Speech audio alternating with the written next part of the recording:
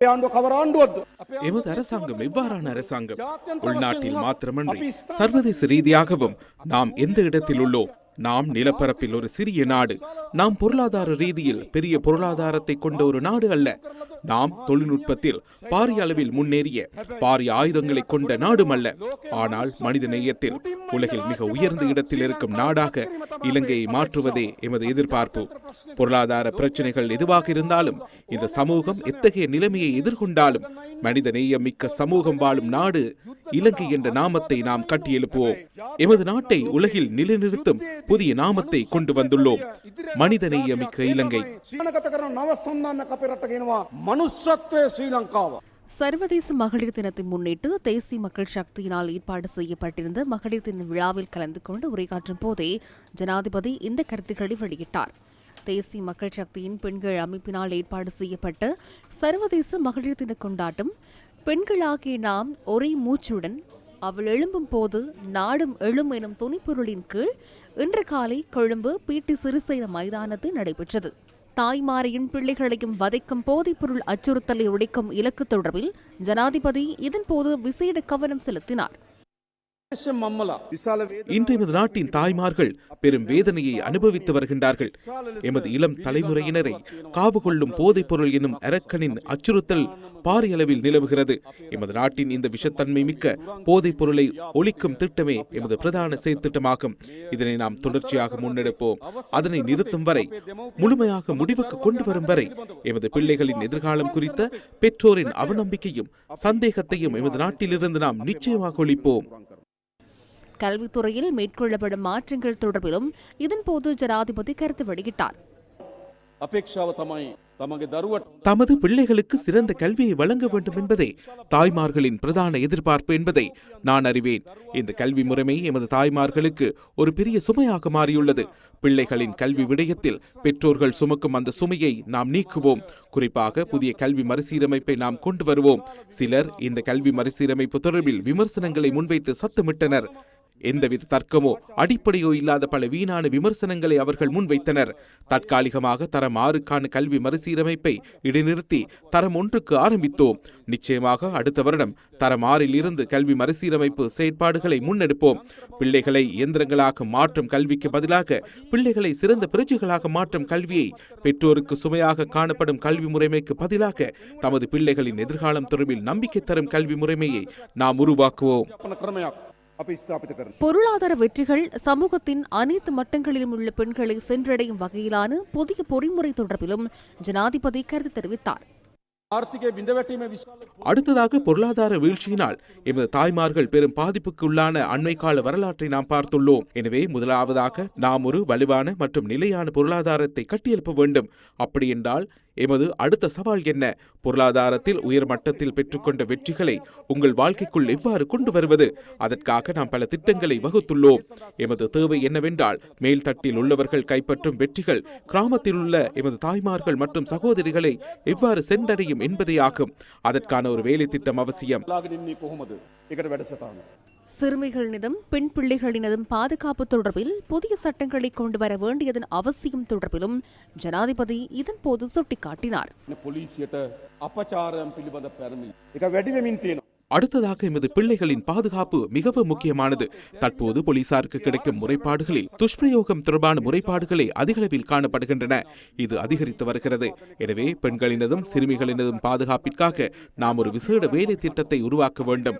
நடைமுறையில் உள்ள சட்டங்கள் போதுமானதாக இல்லையெனில் புதிய சட்டங்களை உருவாக்கி பிள்ளைகளை பாதுகாக்க தேவையான அனைத்து நடவடிக்கைகளையும் நாம் மேற்கொள்வோம். பாதிப்புக்குள்ளான குழுக்களை இலக்காக கொண்டு அவர்களை மீட்க ஒரு தொலைநோக்கு மற்றும் வேலை திட்டத்துடன் நாம் செயற்படுகின்றோம். சில கலாசாரங்கள் அல்லது பாரம்பரியங்கள் மூலம் பெண்கள் விசேடமாக ஒடுக்கப்படுகின்றனர். கலாசாரம் மற்றும் பாரம்பரியங்களுக்குள் பெண்களுக்கு இழைக்கப்படும் இவ்வாறான ஒடுக்குமுறைகளிலிருந்து அவர்களை விடுவிப்பதற்கான புதிய சட்டங்களை உருவாக்குவது தொடர்பில் நாம் கவனம் செலுத்தியுள்ளோம். அதனை நாம் மேற்கொள்வோம். பிரதமர் கலாநிதி ஹரணி அமரசூரிய, மகளிர் மற்றும் சிறுவர் விவகார அமைச்சர் சரோஜா சாவித்ரி போல்ராஜ் உள்ளிட்ட தேசிய மக்கள் சக்தியின் உறுப்பினர்கள் பலர் விழாவில் கலந்து கொண்டிருந்தனர்.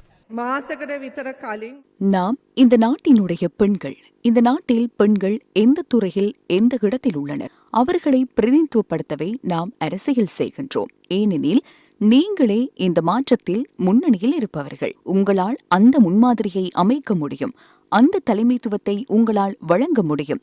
அதனாலேயே தோழர் அனுரவும் நானும் இந்த வாய்ப்பை பயன்படுத்திக் கொள்கிறோம். நாம் உண்மையிலேயே நன்றி கொண்டவர்களாக இருக்கின்றோம். உங்களை போன்ற தலைவருடன் பணிபுரிவதற்கு நாம் பெருமை கொள்கின்றோம். கடந்த சில மாதங்களாக சவால்களை எதிர்கொண்டு நீங்கள் எமக்களித்த தலைமைத்துவம், துணிச்சல் மற்றும் முதிர்ச்சியை நாம் மாத்திரமல்ல என்று உலகளாவிய ரீதியிலும் காண்கின்றோம். இது எமக்கு பெருமைக்குரியது. இது நம் நாட்டுக்கும் பெருமை சேர்க்கும் ஒரு விடயமாகும். அத்தகைய தலைமைத்துவத்துடன் அத்தகைய தரமான மாற்றத்தை ஏற்படுத்தக்கூடிய ஒரு அரசியல் இயக்கத்துடன் பெண்களாகிய நாம் ஒன்றுபட்டுள்ளோம் என்பது குறித்து நாம் சிந்திக்கும் போது பெருமை மாத்திரமல்ல, எமது பலமும் நாளுக்கு நாள் அதிகரித்து வருகிறது. பயணிப்பதற்கு எமக்கு இன்னும் ஒரு நீண்ட பாதை ஒன்று இருக்கின்றது. இந்த நாட்டில் நிலைநிறுத்தப்பட்டுள்ள பொருளாதார ஸ்திரத்தன்மையை வலுப்படுத்தி நாட்டின் அனைத்து பிரஜைகளையும் அந்த பொருளாதார வளர்ச்சியில் சம பங்காளிகளாக மாற்ற வேண்டும். அந்த இலக்கை அடையும் போதே நாம் சரி என்று கூற முடியும். தற்போது நாம் எமது இலக்கை அடைந்து விட்டோம். ඉලක්කයට අපි ළඟා වෙලා කියලා. இவ்வளவு காலமும் மலையக மக்களுக்கு ஒருபோதும் தர முடியாதென்று பறைச்சாற்றப்பட்டிருந்த சம்பள உயர்வினை வழங்கப்பட்ட அரசாங்கமானது எமது அரசாங்கம். அதிலும் நாங்கள் முக்கியமாக மலையக பெண்களுடைய சுகாதார தேவை, கல்வி தேவை, அதே போலத்தான் அவர்களுடைய அடிப்படை மனித உரிமைகளை பேணி கொடுப்பதற்காக பொருளாதாரத்தில் அவர்களை பலப்படுத்துவது அவசியம், அவர்களை கட்டியெழுப்பது அவசியம். அதற்காகத்தான் அரசாங்கம் என்ற வகையில் எங்களுடைய ஜனாதிபதி அவர்களும் பிரதமர் அவர்களும் எங்களுடைய அனைத்து அமைச்சர்களும் ஒன்றாக சேர்ந்தெடுக்கப்பட்ட தீர்மானத்தினூடாக சம்பள உயர்வினை நீங்கள் எதிர்பாராத அளவுக்கு இம்முறை கொடுப்பதற்கு எங்கள் அரசாங்கம் முன்வந்திருக்கின்றதை பற்றி பெருமையுடன் நாங்கள் கூறுகின்றோம். தவிப்புடன் வாழ்ந்த மக்களுக்கு வீட்டுரிமைகளையும் காணி உரிமைகளையும் வழங்குவதற்கு முன்வந்த அரசாங்கம் என்றது தேசிய மக்கள் சக்தியின் எங்கள் அரசாங்கம் என்றதை பற்றி நாங்கள் மிகவும் பெருமையுடன் கூற விரும்புகின்றோம். இம்முறை 450 மில்லியன் ரூபாய் பெண்களை வலுப்படுத்துவதற்காக மகளிர் பணியகத்துக்கு ஒதுக்கப்பட்டிருக்கு. கட்டாயமாக பெண் தலைமைத்துவ குடும்பங்கள், தனியாக இருக்கின்ற பெண்கள், அதே போல சிறுவர்களுடன் பரிதாபத்தில் வாழ்கின்ற பெண்கள் அனைவருமே தொழில் முனைவோர்களாக கட்டியெழுப்பி சமுதாயத்தை வலுப்படுத்தி தூக்கி விடுவோம் என்ற நம்பிக்கையை நாங்கள் உங்கள் மத்தியில் நிலைநாட்டுகின்றோம். වැඩ කරන්න මිනිසුන් වෙනුවෙන් ඉන්න මිනිසුන්ට උදව් කරන්න කියලා කියලා දුන්නා. எமது நாட்டின் வரலாற்றை எடுத்துக்கொண்டால் எப்போதும் நேர்த்தியாக சென்றதல்ல. இனவாதம் காணப்பட்டது, மதவாதம் காணப்பட்டது, பிளவுகள் காணப்பட்டன. அந்த பிளவுகளால் நாட்டில் வேதனையான அத்தியாயம் உருவாகி இருந்தது. இப்போது அந்த வேதனையான அத்தியாயத்தை கடந்து வந்துள்ளோம் என கூறுவதில் மகிழ்ச்சி அடைகின்றேன். அந்த அத்தியாயம் மீண்டும் எமக்கு அவசியமில்லை. எமக்கு ஒற்றுமை முக்கியம். சிங்களம், முஸ்லிம், தமிழ், பரங்கியர், மலையாக இருக்கலாம். இங்கு கலாசாரம் வேறுபடலாம், நாம் பேசுகின்ற மொழி வேறுபடலாம். இருப்பினும் எமது நாடு என்பது ஒன்றுதான், எமது எதிர்காலம் என்பது ஒன்றுதான். நாம் இலங்கையர்கள். සහෝදරනේ අපි මෙතනට එකතු වෙලා එක වචනයක් කියනවා. අපි மகளிர் தின கொண்டாட்டத்தின் நிறைவில் ஜனாதிபதி அனுரகுமார திசாநாயக்க, பிரதமர் கலாநிதி ஹரணி அமரசூரி ஆகியோருக்கு கலந்து கொண்ட பெண்களிடமிருந்து உற்சாக வரவேற்பு கிடைத்தது.